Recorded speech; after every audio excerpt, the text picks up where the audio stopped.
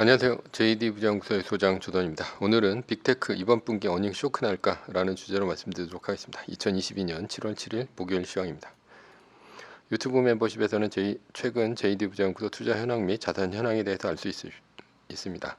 관심 있으신 분들은 동영상 아래 댓글 링크를 참조해 주시기 바랍니다. 뉴욕 마켓워치 FOMC 의사록 7월에도 75bp 가능, 주식 달러 올랐고 채권 떨어졌다 라는 기사가 있는데요. 어제는 나스닥이 0.35%, S&P 500 지수는 0.36%, 다우존스 지수는 0.23% 오르면서 3대 지수 모두 상승했습니다. 어제는 FOMC 의사록에서 7월에도 75bp 인상이 될 수 있다고 하는데도 불구하고 주식시장은 올랐습니다.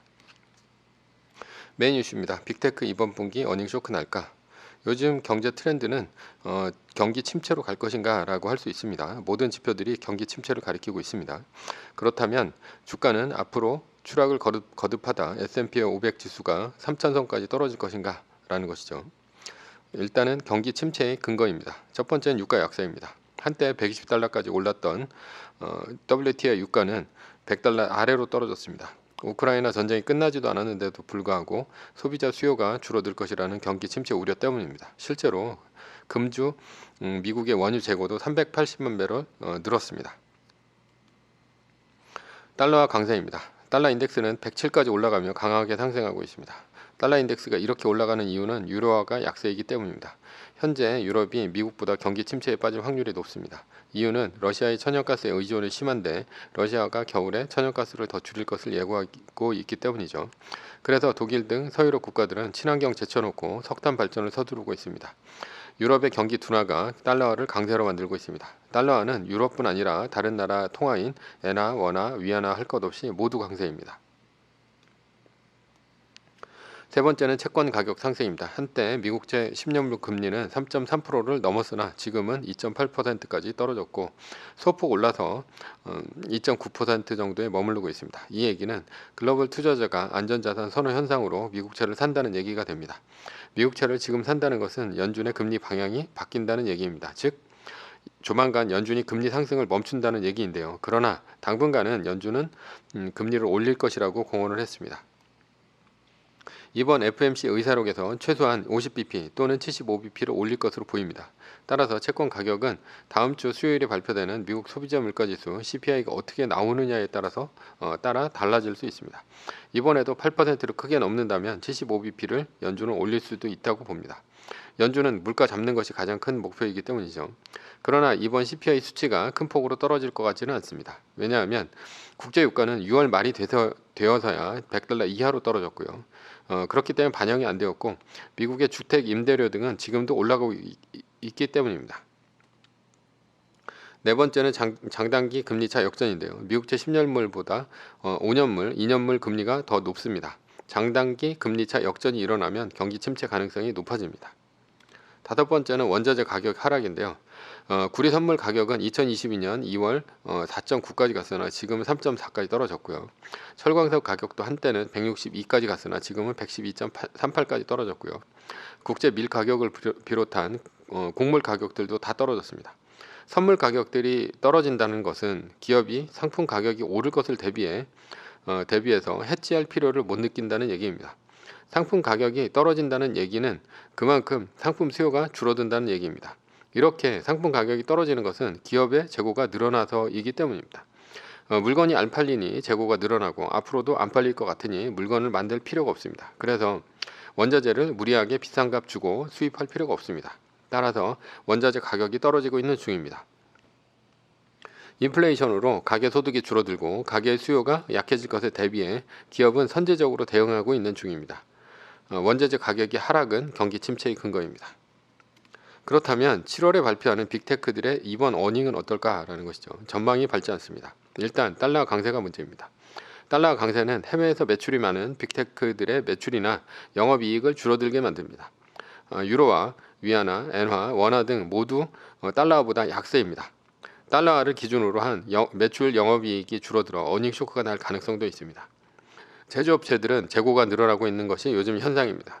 빅테크 중 애플, 테슬라 등은 제조업을 기반으로 합니다. 따라서 이번에 폰이나 차가 덜 팔렸을 수도 있습니다.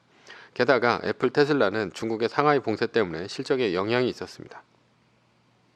구글, 메타 등은 제조업체가 아니니 괜찮다고 생각할 수도 있지만 이들이 주로 하는 것은 기업 광고입니다. 기업도 앞으로 경기 침체가 예상되니 광고비를 줄일 수 있습니다. 그러면 구글, 메타 등의 광고를 기반으로 한 빅테크들도 안 좋을 수 있습니다. 암호화폐의 하락과 암호화폐를 기반으로 한 대부업체의 파산은 엔비디아의 GPU 매출에도 안 좋을 수 있습니다. 현재 시장에서 GPU 가격은 소비자 가격보다 싸게 살 수 있습니다. 그러나 큰 문제는 이번 분기보다 앞으로의 가이던스입니다. 이미 실적을 발표한 나이키도 이번 분기 매출은 괜찮았습니다. 주당 순이익과 매출이 모두 예상치보다 상회를 했고요. 그러나 다음 분기 가이던스를 나쁘게 발표하는 바람에 6.99%나 떨어졌습니다. 빅테크들은 다음 분기 가이던스를 좋게 얘기할 수 없을 것입니다. 가이던스를 좋게 얘기했다가 나중에 안 좋은 것으로 드러나면 소송 걸립니다. 그래서 미국 기업들은 가이던스를 시장의 우려를 정확히 반영합니다. 그리고 좋게 얘기할 이유도 없습니다. 어차피 오너도 아니고 전문 경영인이니 되도록이면 솔직하게 얘기하는 것이 미국 기업들의 특징입니다. 따라서 빅테크들이 다음 분기의 가이던스는 안 좋을 수 있습니다. 이러한 것들이 빅테크 이번 분기 어닝 쇼크의 근거입니다. 그러나 반대로 어닝 서프라이즈를 할 수도 있습니다. 시장은 이미 기대치가 많이 낮아져서 실적이 의외로 좋게 나온다면 어닝 서프라이즈가 나올 수도 있고요. 빅테크는 이미 그 전에 악재가 아무리 넘치는 와중에도 어닝 서프라이즈를 했습니다. 게다가 빅테크들의 주가는 이러한 악재를 모두 반영해서 떨어졌으니 나쁜 가이던스를 얘기한다 하더라도 오히려 싸다고 생각할 수는 있습니다. 그래서 주가는 어닝을 계기로 바닥을 찍고 올라갈 수도 있습니다. 소위 선반영이죠. 왜냐하면 주가는 우리의 예상과는 항상 반대로 움직여 왔으니 말이죠. 그래서 주식에서 10년 이상 투자했던 소위 전문가들이라는 사람들도 이번 하락장에서 모두 물려서 어쩔 줄 모르고 있는 건 아닙니까? 주식 방송을 한번 보겠습니다. 어디 썩은 얼굴을 하고 있지 않은 사람이 있습니까? 죄다 쳐 물려서 주가 떨어지는 날에는 초상집 분위기입니다. 결론입니다. 주가를 예상하는 것은 무의미합니다. 어차피 우리는 예측이나 뉴스로 투자하지 않습니다. 매뉴얼로 투자하기 때문에 매일 나오는 뉴스나 출렁이는 주가에 흔들릴 필요가 없습니다. 시장을 관망하며 애플이 보여주는 결정적인 숫자에만 반응하면 됩니다. 매뉴얼이 없었다면 아마도 추락하는 시장에서 우리는 매일 능욕을 당하고 있을 것입니다.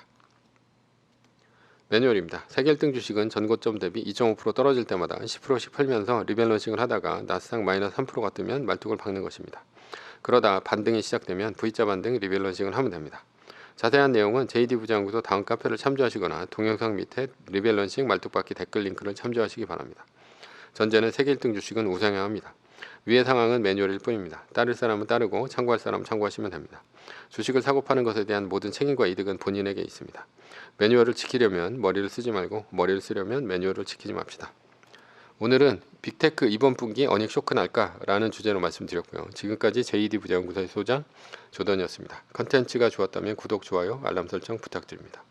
지금까지 들어주셔서 감사합니다.